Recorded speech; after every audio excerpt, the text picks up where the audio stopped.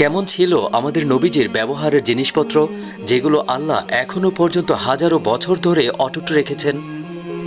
আমাদের প্রাণপ্রিয় নবী হজরত মুহাম্মদ সাল্লাল্লাহু আলাইহি ওয়াসাল্লামের জুতা মুবারক,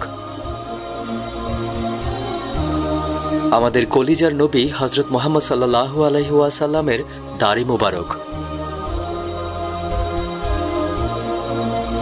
আমাদের মতো উম্মতের জন্য যেই নবী কান্না করতেন সেই মহান নবীজির পদচিহ্ন মোবারক।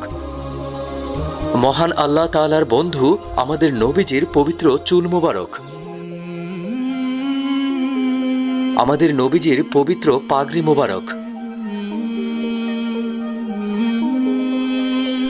আমাদের নবীজি হজরত মুহাম্মদ সাল্লাল্লাহু আলাইহি ওয়াসাল্লামের পোশাক মোবারক, যেগুলো তুর্কি মিউজিয়ামে সংরক্ষণ করা আছে।